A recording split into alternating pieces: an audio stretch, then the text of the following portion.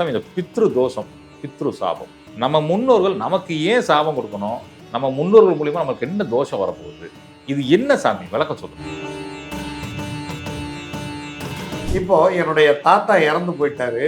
எங்க அப்பா திதியே கொடுக்கலன்னு வைங்க, அது பித்ரு சாபமாக மாறும்.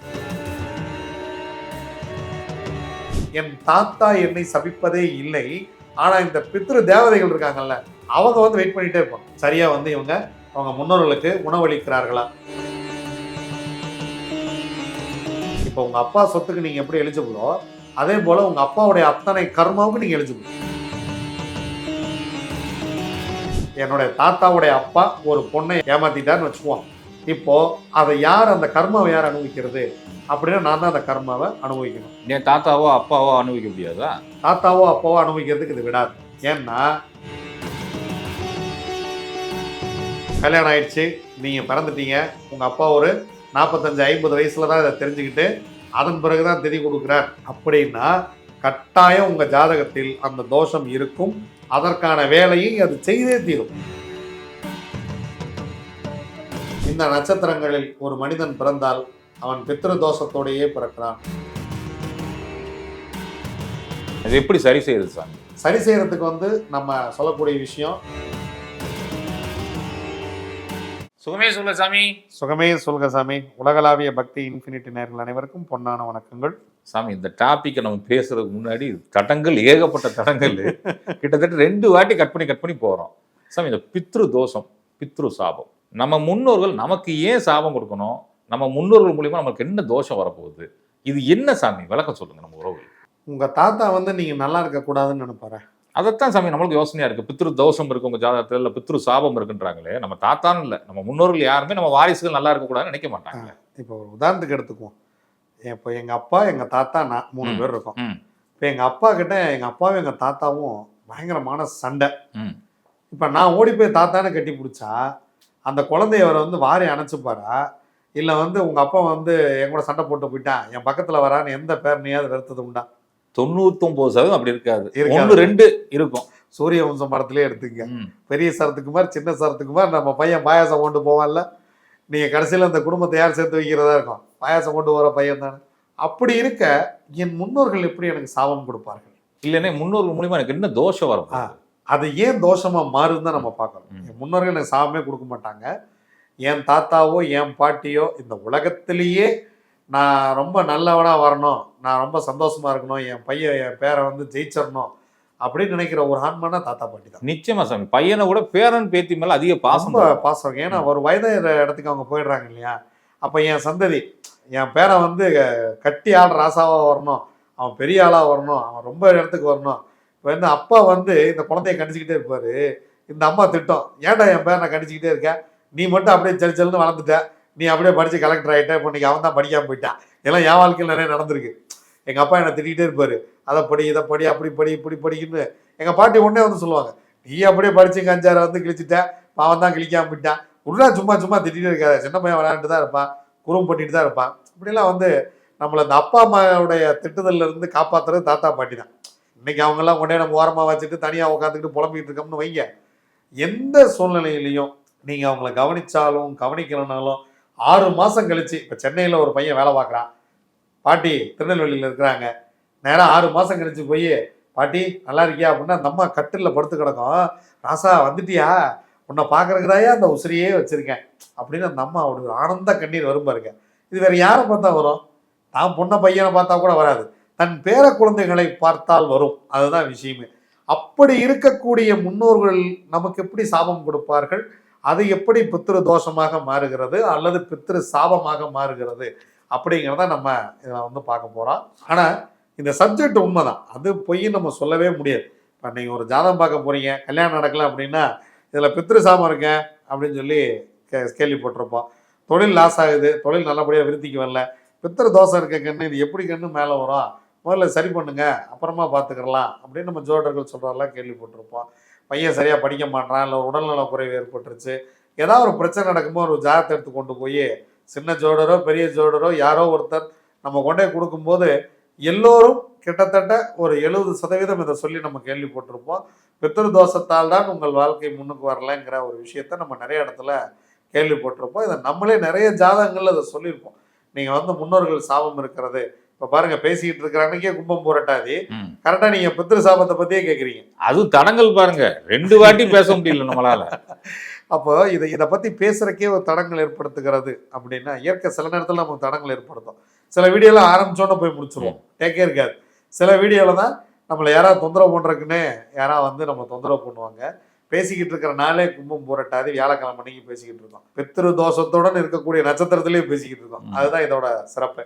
உயிரோடு இருக்கும் வரை யாரும் யாருக்கும் பெரிதாக சாபம் கொடுப்பதில்லை. அப்படியே கொடுத்தாலும் அது பெருசா படிக்கிற மாதிரி எனக்கு தெரியல. இப்போ என்னுடைய தாத்தா இறந்து போயிட்டாரு, எங்க அப்பா வந்து திதியே கொடுக்கலன்னு வைங்க, அது பித்ரு சாபமாக மாறும். இறந்து போன என் முன்னோர்களுக்கும் எனக்கும் தொடர்பு கொள்வதற்கு இங்கே பித்ரு தேவதைகள் அப்படின்னு சில தேவதைகள் இருக்கிறார்கள். இதை பற்றியெல்லாம் நிறைய நூல்கள்ல குறிப்பிடப்பட்டிருக்கு. அந்த பித்ரு தேவதைகள் தான் நான் என்னவாக வர வேண்டும் என்பதை முடிவு செய்கிறார்கள். இப்போ வந்து இதை வந்து இடையில வந்து ஒரு மேற்பார்வையாளர் வைத்தா எப்படி இருக்கும் அப்படிங்கிறதா விஷயம். இப்போ எங்க அப்பா என்னுடைய தாத்தாவுக்கோ அல்லது அவருடைய தாத்தாவுக்கோ அவருடைய தாத்தாவின் அப்பாவிற்கோ சரியாக திதி தர்ப்பணமே செய்யவில்லை, அப்படி பழக்கமே இல்லைங்க, யாரும் எங்களுக்கு சொல்லி கொடுக்கல, அமாவாசை விரதம் முடிக்கிறது, அமாவாசை திதி கொடுக்கறது, அந்த மாதிரிலாம் ஒன்றும் பழக்கம்லாம் ஒன்றும் இல்லைங்களே. திதிங்கிறது ஒரு வருஷம் கொடுத்துட்டு விட்டுறதானே, அதை வருஷம் வருஷம் கன்டினியூ பண்ண மாட்டாங்க. ஒரு வருஷம் கொடுத்துட்றது. சில ஊர்களில் சொல்லுவாங்க 3 வருஷம் திதி கொடுத்தா அதுக்கப்புறம் திதி கொடுக்க வேண்டியது இல்லையே. அந்த மாதிரி ஏதோ ஒரு இடத்துல நிறுத்தும் பொழுது என் தாத்தா என்னை சபிப்பதே இல்லை, ஆனால் இந்த பித்ரு தேவதைகள் இருக்காங்கல்ல, அவங்க வந்து வெயிட் பண்ணிகிட்டே இருப்பாங்க. சரியாக வந்து இவங்க அவங்க முன்னோர்களுக்கு உணவளிக்கிறார்களா. நீங்கள் திதி கொடுப்பது என்பதே உணவு கொடுப்பதுன்னு அர்த்தம். உணவு அவங்களுக்கு சாப்பிட்றதுக்கான உணவு, அவங்களுக்கு சாப்பிட்றதுக்கான உணவு அப்படிங்கிறது முதல் விஷயம். நம்ம அவங்கள நினச்சிக்கிறதா முதல் விஷயமே. நான் வந்து என் தாத்தாவை மறக்காமல் இருக்கேன், என்னுடைய பாட்டியை மறக்காமல் இருக்கேன். அவங்களால தான் எங்கள் அப்பா இந்த பூமிக்கு வந்தார், எங்கள் அப்பா அம்மாவால் தான் நான் இந்த பூமிக்கு வந்தேன். அப்போ என்னுடைய தாயார் பரம்பரை, என் தந்தையார் பரம்பரை, இந்த 2 பரம்பரையில் பிறந்த அத்தனை நபர்களுக்கும் உணவளிப்பது தான் என்னுடைய கடமைகளில் மிகச்சிறந்த கடமைகளில் ஒன்று. அதை முதல்ல நம்ம சரியாக செஞ்சிட்டோம்னா இந்த பித்ரு தேவதைகளின் ஆசீர்வாதம் நமக்கு கிடைத்து நம்ம வந்து வாழ்க்கையில ஒரு மிகப்பெரிய ஒரு உயரத்துக்கு வர்றோம். அதுதான் வந்து பித்ரு தோஷமா மாறுறது. அதுதான் பித்ரு தோஷமாக மாறுகிறது. என் அப்பா என் தாத்தாவை கொடுக்கலனாலோ, என் தாத்தா அவங்க அப்பாவை கொடுக்கலனாலோ, வழி வழியா கொடுக்கல, இல்ல ஏதோ ஒரு தலைமுறையில கொடுக்கலனா கூட பித்ரு தோஷமா மாறும். 100% சாமி. இப்ப நீங்க தான் அதுக்கு எலிஜிபிள் அப்படிங்கிற இடத்துக்கு நீங்க வந்துடுறீங்க இல்லையா. இப்போ உங்க அப்பா சொத்துக்கு நீங்க எப்படி எலிஜிபிளோ அதே போல உங்க அப்பாவுடைய அத்தனை கர்மாவுக்கு நீங்க எலிஜிபிள். உங்க தாத்தா சொத்து பேரனுக்கு, அப்பா சொத்து பையனுக்குன்னு யாரும் சொல்லவே இல்லையே. தாத்தா சொத்து பேரனுக்குன்னு தானே பேசிக்கிறோம். நடைமுறையிலேயே அப்பா தன் சொத்தை யாருக்கு வேணா எழுதி வச்சுட்டு போகலாம், ஆனா தாத்தா சொத்துக்கு ஆட்டோமேட்டிக்கா பேரன் எப்படி எலிஜிபிள் ஆயிடுறான். தாத்தா எழுதி வைக்கல, உயிர் இல்லை, எழுதி வைக்க வேண்டிய அவசியமே இல்லை. தாத்தா சொத்து பேரனுக்கு தான், பேத்திக்கு தான். அப்போ எப்படி அந்த சொத்து உங்களுக்கு எலிஜிபிள் ஆகிறதோ அதே போல தாத்தாவுடைய கர்மாவுக்கும் அவர் ஆன்மாவுக்கும் பேரனோ பேத்தியோ தான் எலிஜிபிள். அவர்கள் தான் இதை செய்ய வேண்டும். சரியாக இந்த பித்ரு தேவதைகள் உங்களை கண்காணித்து கொண்டே இருக்கும். நீங்கள் வந்து எந்த அளவுக்கு நீங்கள் வந்து உங்கள் முன்னோர்களுக்கு உணவு கொடுக்குறீங்க, அவங்கள எந்த அளவுக்கு நினச்சிக்கிறீங்க, அவங்க எந்த அளவுக்கு வழிபாடு பண்ணுறீங்க அப்படிங்கிறத அந்த பித்ரு தேவதைகளால் கணக்கெடுத்து கொண்டிருப்பார்கள். அந்த பித்ரு தேவதைகளை நாம் சரியாக அவர்களை முறையாக வணங்கி அவர்களை பராமரிப்பதற்குத்தான் நம்ம திதி தர்ப்பண காரியங்களை செய்கிறோம். அதை சரியாக செய்து விட்டால் வாழ்க்கை மிக மிக மிக வளமாக மாறும். இல்லைன்னா தான் பித்ரு தோஷமா மாறுது. இப்ப எங்க அப்பா தொடர்ந்து யாருக்குமே திதியே கொடுக்கல அப்படின்னா என் ஜாதகத்தில் 100% பித்ரு தோஷம் இருக்கும். இல்லாமல் இயற்கை என்ன படைக்காது. ஜாதகம்ன்றது என்ன சாமி? Completed version. நீங்க பிறந்ததுல இருந்து இறக்குற வரைக்கும் இல்லை, நீங்க என்னெல்லாம் ஆவீங்க, உங்களுக்கு என்னெல்லாம் நடக்கணும், நீங்க என்னெல்லாம் கர்மா பேலன்ஸ் வச்சிருக்கிறீங்க, உங்களுக்கும் உங்கள் முன்னோர்களுக்கும் என்ன தொடர்பு இருக்கிறது, உங்க குலதெய்வம் எப்படி இருக்கு, நீங்க சொந்த வீடு வாங்குவீங்களா மாட்டீங்களா, உங்களுக்கு எத்தனை குழந்தை, அது ஆண் குழந்தையா பெண் குழந்தையா, எல்லாமே ஜாதகத்தில் இருக்கு இல்லையா. அப்படி இருக்கும் பொழுது உங்கள் முன்னோர்கள் என்ன தவறு செய்தார்கள்னு அதில் இருக்கும். உங்கள் முன்னோர்கள் ஒரு பெண்ணை வந்து ஏமாத்திட்டாங்க அப்படின்னா இப்போ அதோடைய கர்மாவை யார் அனுபவிக்கிறது? நான் தான் அனுபவிக்கணும். இப்போ என் முன்னோர்கள் என்னுடைய தாத்தாவுடைய அப்பா ஒரு பொண்ணை ஏமாத்திட்டான்னு வச்சுக்குவோம். இப்போ அதை யார் அந்த கர்மாவை யார் அனுபவிக்கிறது அப்படின்னா நான் தான் அந்த கர்மாவை அனுபவிக்கணும். என் தாத்தாவோ அப்பாவோ அனுபவிக்க முடியாதா? தாத்தாவோ அப்பாவோ அனுபவிக்கிறதுக்கு இது விடாது. ஏன்னா 4 தலைமுறைக்கு அப்புறம் தான் வேலை செய்யறதுக்கே ஆரம்பிக்கும். இப்போ இந்த பித்ரு தோஷம் இருக்குன்னு வச்சுக்கோங்க. இது வந்து எங்க அப்பா திதி கொடுத்துட்டு வராரு, எங்க தாத்தா ஏதோ தப்பு செஞ்சாரு பண்ணல, எங்க அப்பா கரெக்டா திதி கொடுத்துட்டு வராரு, அப்ப அந்த தோஷம் எனக்கு வராதா? 100% வராது. இல்ல பிறக்கிறப்பே ஜாதகத்துல இருக்கும்ல பித்ரு தோஷம்ன்றது இருக்கும். அதாவது நீங்க பிறந்ததுக்கு அப்புறமேல உங்க அப்பா திதி கொடுக்க ஆரம்பிச்சிருந்தாருன்னா நிச்சயமா உங்க ஜாதகத்துல இருக்கும். அதுதான் கேட்டேன். அதுக்கு முன்னாடி இருந்து அவர் ரெகுலரா ஃபாலோ பண்ணியிருந்தாருன்னா நம்ம ஜாதகத்துல இருக்காது. இப்போ வந்து நம்ம வந்து கல்யாணத்துக்கு முன்பாகவே உங்க அப்பா வந்து சரியா இந்த தீர்த்திருப்பண காரியங்கள்லாம் சரியா பண்ணியிருக்காரு அப்படின்னா நீங்க வந்து அடுத்து பிறக்கும் பொழுது உங்களுக்கு பித்திரு தோஷமோ பித்திரு சாபமோ பெண் தோஷமோ இருக்காது. அது ஸ்ரீ சாபம்லாம் சொல்லுவோம். இல்ல கல்யாணம் ஆயிடுச்சு, நீங்க பிறந்துட்டீங்க, உங்க அப்பா ஒரு 45-50 வயசுல தான் இதை தெரிஞ்சுக்கிட்டு அதன் பிறகுதான் திதி கொடுக்குறார் அப்படின்னா கட்டாயம் உங்க ஜாதகத்தில் அந்த தோஷம் இருக்கும். அதற்கான வேலையை அது செய்தே தீரும். நிச்சயமா. இப்ப இந்த பித்ரு தோஷம் தான் சாபமா மாறுது. பித்ரு தோஷம் ஒரு குறிப்பிட்ட காலம் கழித்து சாபமாக மாறிவிடும். நான் என்ன புரிஞ்சுக்கிட்டேன்னா சாமி, இந்த சாபம்ங்கிறது இறப்பாருல்ல, இறக்குற டயத்துல சில பேர் கண்ணீர் விட்டு சாபம் விட்டே சாவாங்க. நீ என்னை கவனிக்கவே இல்லையே, உனக்கு வந்து நல்ல வாழ்க்கையே வராதுன்னு சொல்லி ஏதோ சாபம் விட்டுட்டு சாவாங்க. இல்ல இயற்கைக்கு மாறான மரணம் போறப்ப கூட அவங்க சாபம் விட்டு சாவாங்க. அந்த சாபம் பித்ரு சாபம் ஆகுமா? உடனடியாக பாதிக்கின்ற சாபம் தான் இதெல்லாம். நம்ம இதை வந்து அடைப்பு நட்சத்திரங்கள்னு சொல்றோம். ரோகிணியில இறந்தா 2 மாதம் அப்படின்னு சொல்லி அடைப்பு நட்சத்திரங்கள்னே ஒரு கணக்கு இருக்கு. அதுல வந்து அவிட்டத்துக்கு மேல போயிட்டீங்கன்னா எல்லாமே 6 மாத அடைப்பு நட்சத்திரம் தான். நீங்க சொல்ற அந்த நட்சத்திரம்ங்கிறது வந்து நிறைவேறாத ஆசையோட இறந்தாரு தானே? நிறைவேறாத ஆசைகளும் சரி, அல்லது என்னை யாரேனும் கவனித்துக் கொள்ளவில்லை என யாராவது இறந்து போனாலும் சரி, அவர்கள் அமாவாசை, பௌர்ணமி, அஷ்டமி, அனுஷம், சனிக்கிழமை அல்லது அடைப்பு நட்சத்திரங்களில் இறந்து போறாங்க அப்படின்னா அவர்களை நீங்கள் சரியாக பராமரிக்கவில்லை தான் அர்த்தம். ஆனா வெளியில நம்ம கேட்கும் போது நான் எங்க தாத்தாவை பராமரிக்கலாம் சொல்லுவாங்க. ஐயோ எங்க தாத்தாவை ரொம்ப நல்லா பாத்துக்கிட்டேனே, சின்ன வயசுலயே செத்து போயிட்டே தாத்தான்னு இலை வீட்டுல உட்காந்து அழுதுட்டு இருக்கிறவங்களெல்லாம் நம்ம பாக்குறோம். அது அல்ல. அவர்களுக்கு சரியாக உணவளிக்காமல் விடுவது, அவர்களுக்கு மருத்துவம் செய்யாமல் விடுவது, அவர்களுக்கு மரியாதை செய்யாமல் விடுவது, அவர்களை மரியாதை குறைவாக நடத்துவது, ஏளன பேச்சுக்கள் பேசுவது. அவரும் இந்த பூமியில் வாழ்வாங்க வாழ்ந்திருக்கிறார், நாம் இந்த பூமிக்கு வர்றக்கே அவங்க தான் காரணம், அவர்களுக்கு சேவை செய்வது என் கடமைகளில் ஒன்று. அது வந்து உங்களுக்கு நேரம் இருக்கு இல்ல, உங்களுக்கு பொருளாதாரம் இருக்கு இல்ல, நீங்க வந்து எதுவுமே அதை கட்டுப்படுத்தாது. நீங்க உங்க தாத்தா படுத்த படுக்கையா இருக்காரு அப்படின்னா அவருக்கான கடமையை செய்வது உங்கள் கடமைகளில் ஒன்று. அதை வந்து நீங்க டெய்லியும் எப்படி பல்லு வளர்க்குறீங்க, டெய்லியும் எப்படி சாப்பிட்றீங்க, எப்படி சுவாசிக்கிறீங்களோ, சுவாசிப்பது எப்படி ஒரு மனிதனுக்கு கட்டாயமோ அதை போல என் தாத்தாவை, என் மாமியாரை, என் மாமனாரை, என் பாட்டியை, என் தந்தையாரை, என் தாயாரை நான் பார்த்து கொள்வது நான் மூச்சு விடுவதற்கு சமம்ன்ற அதை சரியாக செய்யாதவர்கள் தான் பின்னாடி பித்ரு தோஷமாக பித்ரு சாபமாக மாறுவார்கள். நீங்கள் வேண்டுமானால் நம் உறவுகள் கீழே போய் கமெண்ட்ல கமெண்ட் பண்ணுங்க. அமாவாசை, பௌர்ணமி, அஷ்டமி, அனுச நட்சத்திரம், சனிக்கிழமை, வேதிபாதம் நாமயோகம், வரியார் நாமயோகம், அதிகண்டம், கண்டம், மகேந்திரம், வைதிருதி இந்த நாமயோகங்களில் இறந்தவர்கள், அவிட்டம், சதயம், பூரட்டாதி, உத்தரட்டாதி நட்சத்திரத்தில் இறந்து போனவர்கள், ரோகிணி, அஸ்தம், திருவோணம் நட்சத்திரத்தில் இறந்து போனவர்கள் குடும்பங்கள் அனைத்தும் பிற்காலத்தில் அதிகபட்சம் 3 வருடத்தில் பாதிக்கப்பட்டே இருக்கும். பாதிக்கப்படாம இருக்காது. அவங்க நல்லா பிசினஸ் பண்ணிட்டு இருந்திருப்பாங்க, அப்படியே பிசினஸ் ஜீரோக்கு வந்திருக்கும். நல்லா வண்டி ஓடிட்டு இருந்திருக்கும், வண்டி ஆக்சிடென்ட் ஆயிருக்கும், குடும்பத்தோட போய் ஆக்சிடென்ட் ஆனவங்க, அதனால் கை கால்களை இழந்தவர்கள், அவர்கள் என்ன நிலைமையில் இருந்தார்களோ அதே நிலைமைக்கு இயற்கை இவர்களை கொண்டு வரும். அவர்கள் என்ன சிரமப்பட்டார்களோ அந்த சிரமத்தை இயற்கை இவர்களுக்கு கொடுத்து வேடிக்கை பார்க்கும். அங்கேதான் இறைவன் இருக்கிறான். நாம் அதைத்தான் புரிந்து கொள்ள வேண்டும். அவங்கள ரொம்ப வாழ்வாங்க எல்லாம் பண்ணிட்டீங்கன்னா அவங்க சிறப்பா அவங்க சொர்க்கம் போய் சேர போறாங்க, அவ்வளவுதான். அவங்களே பரவாயில்ல கண்ணு, என் புள்ள கூட இப்படி பாத்துக்க மாட்டான், எனக்கு வந்த மருமக என்ன அவ்வளவு நல்லா பாத்துக்கிட்டான்னு ஒரு அம்மா சந்தோஷமா ஆனந்த கண்ணீர் வடிச்சுட்டு இறந்து போறாங்கன்னா நீங்க ஒண்ணுமே பண்ண வேணாம். பிசினஸ் கட கட கடன்னு வளரும். அவங்க பேரன் பேத்திகள்லாம் ரொம்ப நல்லா வளருவாங்க, வாழ்வாங்க வாழ்ந்துகிட்டு இருப்பாங்க. நீங்க ஒரு சிலர்லாம் வந்து ஒரு சில குடும்பத்துக்குலாம் ரீசெண்டா ஒரு வீடு போயிருந்தேன். நீங்க பல ஆயிரம் கோடி சொத்துக்கு அதிபதி. அந்த அம்மாவோட வேலை என்ன தெரியுங்களா? 93 வயது தன் மாமியாருக்கு. இவங்களுக்கே 63 வயசு, மாமியாருக்கு 93 வயது. மாமியாரை பார்த்து கொள்வதே என்னுடைய முழு நேர வேலை. நீங்க அந்த அம்மா வந்து பெட்லயே தான் எல்லாமே. நீங்க யூரின் டாய்லெட் போற வரைக்கும் எல்லாம் பெட்ல தான். அவ்வளவு பெரிய கோடீஸ்வரி. நான் யாரும் பேர் சொல்ல விரும்பல, சொன்ன எல்லாம் ஆச்சரியப்படுவீங்க அவங்களா அப்படின்னு. சமுதாயத்தில் அவ்வளவு அந்தஸ்து மதிப்பு மிக்கவர்கள். வேணா 2 ஆள் வச்சு பார்த்துக்கலாம் சாமி. அவங்களுக்கு இருக்கிற கோடிக்கணக்கான சொத்துக்கு 2 ஆள் போட்டு என் மாமியாரை பார்த்துங்க அப்படின்னு சொல்லிட்டு இவங்க ஜாலியாக உட்காந்து டிவி பார்க்கலாம், சீரியல் பார்க்கலாம். காலையில் உணவுல இருந்து மதியான உணவுல இருந்து இரவு உணவு வரைக்கும் அவங்க கையாலேயே சமைச்சு அந்த அம்மாவுக்கு ஊட்டி விடுறாங்க சாப்பாடை. அவங்க வந்து பெட்ல யூரின் போயிட்டா இந்த வேப்பர் மாத்துறதுல இருந்து அவங்கள வந்து ஒரு நாள் விட்டு ஒரு நாள் குளிக்க வைக்கிறதுலேருந்து சனிக்கிழமை அன்னைக்கு தலைக்கு பால் வச்சு குளிக்க வச்சு அவங்க சாம்பிராணியெல்லாம் போட்டு நான் அந்த அம்மா பாட்டு சொன்னேன். உண்மையிலே சொல்கிறேம்மா, உன்னை பார்த்ததே என் புண்ணியம்னு நான். உன்னை பார்த்ததே ஏன்னா கோயிலில் போய் அம்பாவை பார்க்குற மாதிரி இருக்குமா அவங்கள பார்க்குறது, அதுவே பெரிய புண்ணியம் அப்படின்னு அந்த அம்மா சொன்னாங்க.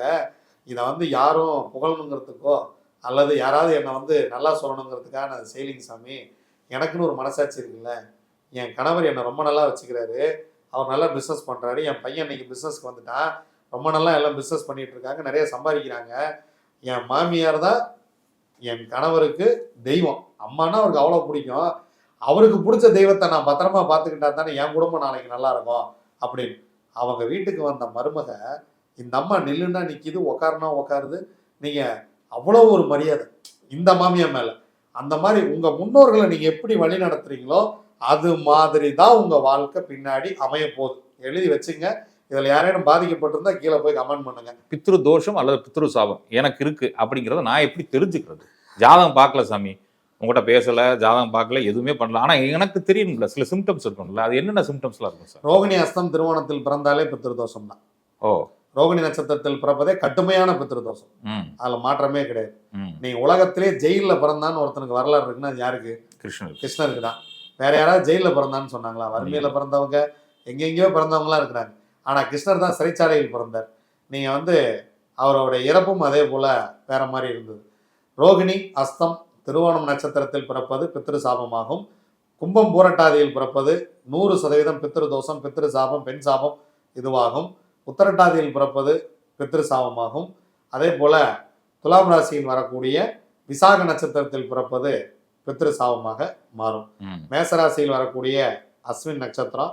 நீங்கள் வந்து ஒவ்வொரு நட்சத்திரத்துக்கும் நம்ம வந்து சொல்லுவோம். மேஷத்தில் அஸ்வினி, ரிஷபத்தில் ரோகிணி மிருகசீரிசம், மிதுனத்தில் திருவாதிரை, கடகத்தில் ஆயில்யம், சிம்மத்தில் பூரம், கன்னியில் அஸ்தம், துலாமில் சித்திரை விசாகம், விருச்சகத்தில் அனுஷம், தனுசில் மூலம் உத்திராடம், மகரத்தில் அவிட்டம், கும்பத்தில் பூரட்டாதி, மீனத்தில் உத்திரட்டாதி. இந்த நட்சத்திரங்களில் ஒரு மனிதன் பிறந்தால் அவன் பித்ரு தோஷத்தோடையே பிறக்கிறான். அவர்கள் முன்னோர்கள் எங்கேயோ சரியாக செயல்படாமல் இருக்கிறார்கள். பித்ரு தோஷம், பித்ரு சாபம் அங்கே கடுமையாக இருக்கிறது. இதை சரி செய்யும் வரை இயற்கை உங்களை வாழக்கூடாது. நிச்சயம். இது எப்படி சரி செய்யறது சாமி? சரி செய்யறதுக்கு வந்து நம்ம சொல்லக்கூடிய விஷயம் அமாவாசை, பௌர்ணமி, தமிழ் மாதம் முதல் நாள், வேதிபாதம் நாமயோகம், வரியார் நாமயோகம், இந்த 5 நாட்களும் ஒரு மனிதன் தன் வாழ்க்கையில் அன்னதானம் செய்து வந்தால் பித்ரு தோஷத்தை முழுமையாக வென்று விடலாம். ரெகுலரா அமாவாசைக்கு சாப்பாடு கொடுங்க, பௌர்ணமிக்கு கொடுங்க, தமிழ் மாதம் முதல் நாள், இது 3 எல்லாரும் கண்டுபிடிச்சிடலாம். ஒரு சிலருக்கு இந்த வேதிபாதம் வரியார்னா என்னன்னு தெரியாது.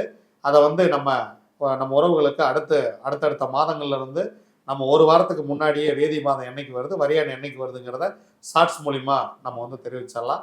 இந்த 5 நாட்கள் சரியாக அன்னதானம் செய்தால் பித்ரு தோஷம் வராது. திருவனந்தபுரம் போய் பரசுராமர் கஷேத்திரத்துல நீங்க உங்க முன்னோர்களுக்கு தீர்ப்பண காரியங்கள் செய்தால் பித்ரு தோஷம் உடனடியாக சரியாகிறது. எங்க போய் திதி கொடுத்தாலும் நீங்க வந்து பித்ரு சாபம், பித்ரு தோஷம் நிவர்த்தி ஆகும், ஆகாமலாம் போகாது.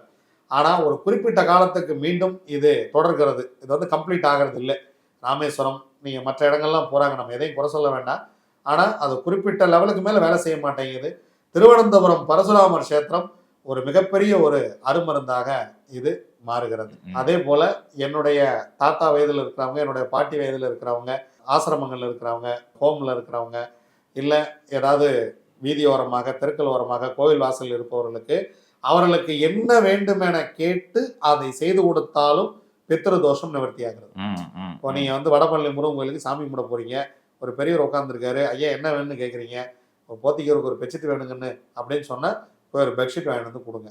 ஒரு சிலர் ஒரு சேலம் தான் பரவாயில்ல கண்ணு அப்படின்னு உங்ககிட்ட கேட்குறாங்கன்னா ஒரு சேலை வாங்கிட்டு வந்து கொடுங்க. சாப்பாடு மட்டும் போதுங்கண்ணு அப்படின்னா சாப்பாடு வாங்கி கொடுங்க, தப்பே கிடையாது. உங்களுக்கு அவர்களுக்கு என்ன தேவையோ அதை வாங்கி கொடுங்க. வெயிலே உட்காந்துருங்கன்னு ஒரு குடம் வாங்கி கொடுங்க அப்படின்னா நீங்கள் ஒரு குடம் வாங்கி கொடுங்க. அவர்களுக்கு நீங்கள் செய்யக்கூடிய செலவு வந்து மினிமம் ஒரு 500 ரூபாய்க்குள்ள தான் இருக்கும். ஒரு பெட்ஷீட்டோ, ஒரு சேலையோ, ஒரு குடையோ, அவங்களுக்கு ஏதேனும் மருந்து மாத்திரையோ, அந்த மாதிரி. இந்த மருந்துக்கு பணம் கேட்கறதுங்கிறத நான் நிறைய இடத்துல பார்க்குறேன். கோயிலுக்கு போகும்போது நான் இந்த மாத்திரை சாப்பிட்டுட்டு இருக்கேன், எனக்கு இந்த மாத்திரை வாங்குற காசு கொடுங்க அப்படின்னு சொன்னால் அதை வந்து நீங்கள் பணமாக கொடுக்காம அவங்களே அழைச்சிட்டு போய் கூட அவங்க எந்த மெடிக்கலில் வாங்குவாங்களோ அவங்கள கூட்டிகிட்டு போய் அவங்களுக்கு மெடிசனாக வாங்கி அவங்க கையில் கொடுங்க. நீங்கள் வாழ்வாங்க வாழ்வீங்க. நிச்சயமா சாமி. நீங்கள் மெடிசன் வாங்கி கொடுத்தீங்கன்னா உங்கள் குடும்பத்துக்கு நோய் வராது. உணவு வாங்கி கொடுத்தீங்கன்னா உணவில் பஞ்சம் வராது. உடைகள் வாங்கி கொடுத்தீங்கன்னா உடைகளில் பிரச்சனைகள் வராது. அதே போல் அவர்களுக்கு குடை வாங்கி கொடுத்தீங்கன்னா இயற்கை உங்களை துன்பங்களிலிருந்து உங்களை காப்பாற்றும். அவர்களுக்கு வேறு ஏதேனும் நீங்கள் உதவி செய்து அவர்கள் வாழ்க்கையை நீங்கள் காப்பாற்றினால் இறைவன் எந்த இடத்திலும் தர்மம் தலை காக்கும், தக்க சமயத்தில் உயிர் காக்கும். நிச்சயமா சாமி, நிச்சயமா. நீங்க சாப்பாடு வாங்கி கொடுக்கன்னு சொன்னீங்க. சாப்பாடுனா ஒரு தயிர் சாதம், புளி சாதம் இந்த மாதிரி வாங்கிட்டு போறாங்க. தண்ணியும் கூட சேர்த்து தானே கொடுக்கணும். 100% சாப்பாட்டை தனியாக கொடுக்கக்கூடாது. தண்ணீருடன் சேர்த்து தான் அதை கொடுக்கணும்.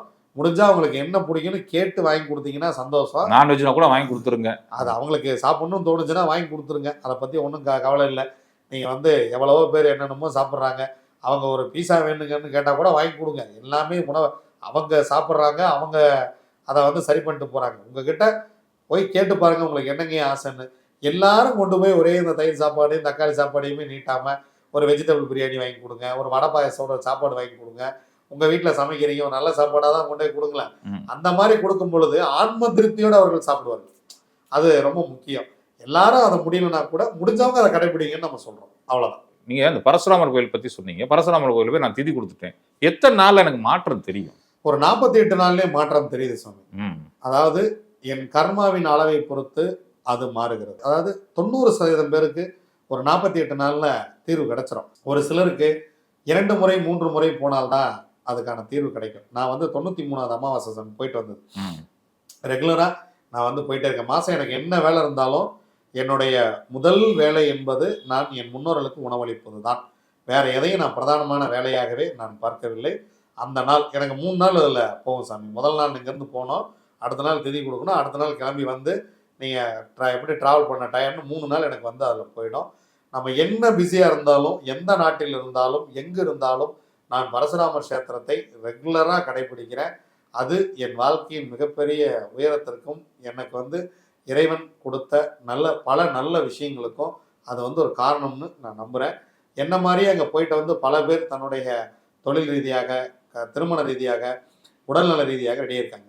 ஒரு சிலர் வந்து கீழே கேட்குறதெல்லாம் உண்டு. சாமி நான் போன வருஷம் திருவனந்தபுரம் போயிட்டு வந்தேன், ஒரு 3 மாதம் 4 மாதம் நல்லா இருந்தது, அதன் பிறகு மீண்டும் ஒரு மாதிரி டவுனாக இருக்குது அப்படின்னா இயற்கை வந்து உங்களுக்கு அந்த 3 மாத பீரியட் வரைக்கும் உங்களை நல்லா வச்சுக்குது அப்படின்னு அர்த்தம். ஒரு சிலர் என்ன நினச்சிக்கிறாங்க, காசி போயிட்டு திதி கொடுத்துட்டு வந்தால் திரும்ப திதி கொடுக்க வேண்டியதே இல்லை. அதே போல் கயா போய் பிண்டம் வச்சுட்டு வந்தால் திரும்ப பிண்டமே வைக்க வேண்டியது இல்லை. திருவனந்தபுரம் ஒரு முறை போயிட்டு வந்தால் போதும், வாழ்நாளில் திரும்ப போக வேண்டியதே இல்லை அப்படின்னு நினச்சிக்கிறாங்க. அப்படிலாம் கிடையாது சாமி. மாதம் உங்கள் பித்ருக்களோ அல்லது பித்ரு தேவதைகளோ இந்த அமாவாசை என்று உங்களை சந்திக்க வருவார்கள். அந்த நேரத்தில் அந்த பித்ரு தேவதைகளுக்கும் பித்ருக்களுக்கும் நீங்கள் சரியாக உணவளிக்கவில்லை எனில் ஒரு குறிப்பிட்ட காலம் கழித்து மீண்டும் நீங்க பழைய நிலைமைக்கே வர்றீங்க. நிச்சயமா இதை புரிந்து கொள்ள வேண்டும் சாமி. இப்ப நட்சத்திரம் சொல்லிட்டீங்க, திதி அமாவாசை, பௌர்ணமி, பஞ்சமி, நவமி, தசமி இந்த திதிகளில் ஒரு மனிதன் பிறந்தால் அவன் பித்ருதோஷத்துடன் பிறக்கிறான். ஏதிபாதம் நாமயோகம், வரியார் நாமயோகம், கண்டம், அதிகண்டம், மகேந்திரம், வைதிருதி இந்த நாமயோகங்களில் ஒரு மனிதன் பிறந்தால் அவன் பித்ருதோஷத்தோடையே பிறக்கிறான். பத்திரை, கிம் சுகுணம், நாகவம், சதுஸ்பாதம், சகுனி இந்த கரணங்களில் ஒரு மனிதன் பிறக்கும் பொழுது பித்ருதோஷத்துடன் பிறக்கிறார்கள். கடைநிலை நாமயுகங்கள், கடைநிலை திதிகள், கடைநிலை கரணங்களில் ஒரு மனிதன் பிறக்கும் பொழுது ஒரு மனிதன் நிச்சயமாக பித்ருதோஷம் அல்லது பித்ரு சாபத்துடன் பிறக்கிறார்கள். இதை சரி செய்து கொள்வது என்பது நம்ம கையில் தான் இருக்குது. 100% சரி செஞ்சுக்கணும். சரி சாமி, இந்த கரணத்தில் பிறந்துட்டோம், இல்லை இந்த நட்சத்திரத்தில் பிறந்துட்டோம், எங்களுக்கு என்ன மாதிரி துன்பங்கள்லாம் வரும்? சாமி நான் வந்து எனக்கு எல்லா திறமையும் இருக்குது, நல்லா படிச்சிருக்கேன், எனக்கு வேலை கிடைக்க மாட்டேங்குது. நான் ஒரு நல்ல கம்பெனியில் மேனேஜராக இருந்தேன், டீப்ரமோட் ஆகிட்டேன், இல்லை எனக்கு வேலை போயிடுச்சு, மீண்டும் எனக்கு வேலை கிடைக்கல. ஒரு நல்ல ஒரு நடிகராக இருந்தாங்க, ஒரு 2 படம் நல்லா ஓடிச்சு, அதுக்கப்புறம் எனக்கு படமே ஓட மாட்டேங்குது. நல்ல டைரக்டர் நான், 2 படம் பீக்கில் போச்சு, அதுக்கப்புறம் ஒரு 2 படம் தோல்வி, படமே எடுக்க முடியல.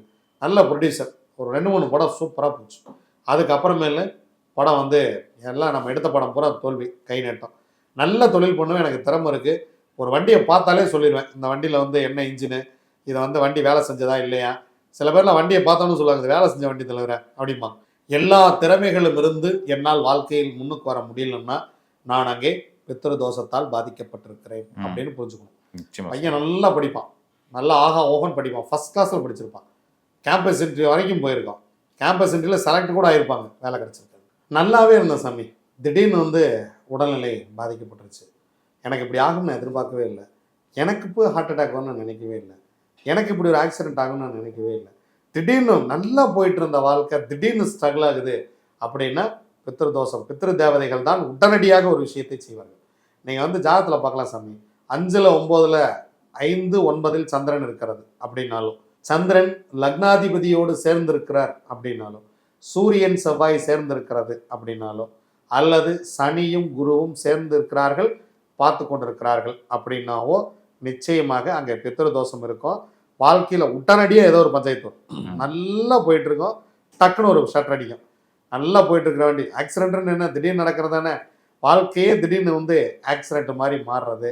நல்ல தொழில் போயிட்டு இருந்தது, அந்த கிளைண்ட்டு திடீர்னு என்னை விட்டு போயிட்டாரு. அதுக்கப்புறம் எனக்கு தொழிலே இல்லை. நல்லா ஒரு பேக்கரி வச்சுருந்தேன், ரொம்ப நல்லா போயிட்டு இருந்தது. திடீர்னு கடையை காலி பண்ண சொன்னாங்க. நான் போய் வேறு கடைக்கு போனேன், அதுலேருந்து வியாபாரமே இல்லை. அரிசி வேணுன்னா நம்மகிட்ட தான் சார் வாங்குவாங்க. மாதம் வந்து 150 சிப்புனா 150 சிப்பம் போயிட்டு இருந்தது. நீங்கள் வந்து டக்குன்னு பார்த்தீங்கன்னா 30 சிப்பம் 35 சிப்பம் போக மாட்டேங்குது, வாடகையே கொடுக்க முடியல. அந்த மாதிரி வந்து நல்ல ஒரு தொழில் பண்ணிக்கிட்டு இருந்தேன். எனக்கு எல்லா திறமையும் இருக்குது. எல்லாரை விட நான் நல்ல அரிசி கொடுப்பேன். பையனும் அதே மாதிரி நல்ல ரேட்டுக்கு வாங்குவேன். அடுத்தவனும் 10 ரூபா கம்மியாகவே கொடுக்குறேன் அப்படின்னு சொல்லி, உங்களுக்கு எந்த வகையான திறமை இருந்தோம் அது சரியாக போக மாட்டேங்குது அப்படின்னா அது வந்து பித்ரு சாபம் தான். நல்ல நல்ல கண்டென்ட் எல்லாம் பேசுகிறேன் சாமி, என் வீடியோ மட்டும் வியூஸே போக மாட்டேங்குது அப்படின்னாலும் பித்ரு சாபம் தான். நீங்கள் வந்து எவ்வளவோ நல்ல படங்கள் ஓடாமல் போயிருக்குல்ல, நம்ம பார்க்குறோம்ல, இதெல்லாம் எப்படா அந்த படம்லாம் ஓடாமல் போச்சு அப்படின்னு யோசிக்கிறோம் இல்லையா. இந்த மாதிரியான விஷயங்கள் இவன் பாவம், நமக்கு ஒரு தங்கச்சி இருந்தால் இவனை கட்டி வைக்கலாமே, அந்த மாதிரி சில பேர்த்து நினைப்போம். இவ்வளோ நல்லவனா இருக்கானே, நமக்கு ஒரு தங்கச்சி இருந்தால் இவனுக்கே பொண்ணு கொடுத்துடலாமே. ஆனால் ஊரில் யாருமே அவனுக்கு பொண்ணு கொடுக்க மாட்டாங்க. இதுவும் பித்ரு சாபத்தில் தான் வருகிறது. ரொம்ப நல்லவங்களா இருப்பாங்க, அடுத்தவங்களுக்கு ஓடி ஓடி உதவி செய்வாங்க. நீங்கள் வந்து நமக்கே பார்த்தா பரிதாபமாக இருக்கும். சில ஜாதகங்கள்லாம் பார்த்தா எனக்கே நம்ம வீட்டில் ஒரு பொண்ணு தான் இவனை கொடுத்துடலாமே அப்படிலாம் எனக்கு தோணும். சில சொல்ல முடியாது, தோணும். ஆனால் நீங்கள் மற்ற இடங்கள்ல அவங்கள புரிஞ்சுக்க மாட்டாங்க. சில பேர் பார்த்தீங்கன்னா கரெக்டாக பிஸ்னஸ் பண்ணுவாங்க, அவங்களுக்கு லோன் கிடைக்காது. பொய் சொல்லி வாங்குறவங்களுக்குலாம் கூட லோன் கிடச்சிரும். நம்மளால் எல்லாத்தையும் கரெக்டாக பண்ணி படித்து முடிச்சுட்டு ஒரு பிஸ்னஸ் பண்ணி, சார் இந்த லோன் மட்டும் கிடச்சிருச்சுன்னா நான் வந்து பிரம்மாண்டமாக வந்து வாழ்க்கையை மாற்றிடுவேன், என்கிட்ட அப்படி ஒரு ஐடியா இருக்குது அப்படின்னு பேங்க்கில் போய் உட்காருவாங்க. அப்படியே தம்பி செக்யூரிட்டி என்ன வச்சுருக்கீங்க 100 கேள்வி கேட்பாங்க, ஏதாவது 2 இருக்காது. அங்கே நமக்கு லோன் சரியாக அமையல அப்படின்னா நமக்கு பித்ரு சாபம் வேலை செய்கிறது அப்படிங்கிறது விஷயம். அது எந்த அளவுக்கு வேலை செய்யுதுன்னு நம்ம புரிஞ்சுக்கணும். எப்போவுமே சாமி, நீங்கள் வந்து ஒரு கோயிலுக்கு போகிறீங்க, இல்லை நீங்கள் போய் ஒரு இடத்துல திதி கொடுக்குறீங்க, ஒரு 2 மாதம் 3 மாதத்துக்கு மேலே உங்களுக்கு வந்து சிறப்பாக இல்லை அப்படின்னா நீங்கள் அங்கே புரிஞ்சுக்கிற விஷயம், நம் முன்னோர்களை நாம் மாதம் சரியாக வைத்திருக்க வேண்டும். எந்த அளவுக்கு என் முன்னோர்களை நான் சரியாக வைத்திருக்கிறேனோ அந்த அளவுக்கு என் வாழ்க்கை சரியாக நடக்கும். இது நான் பல 1000 ஜாதகங்களில் நான் பார்த்தது. யாரெல்லாம் தன் முன்னோர்களை மகிழ்ச்சியாக வைத்திருக்கிறார்களோ அவர்கள் மகிழ்ச்சியாகத்தான் இருக்கிறார்கள். யாரெல்லாம் தன் முன்னோர்களை விட்டு விட்டார்களோ அவர்கள் புலம்பிக் கொண்டே இருக்கிறார்கள், அவர்கள் வாழ்க்கையில் வளர்வதில்லை. இதை நான் பார்க்கிறேன். நிச்சயமா சாமி, நெஞ்சார்ந்த நன்றிகள் சாமி. சுகமே சொல்க. சுகமே சொல்க சாமி.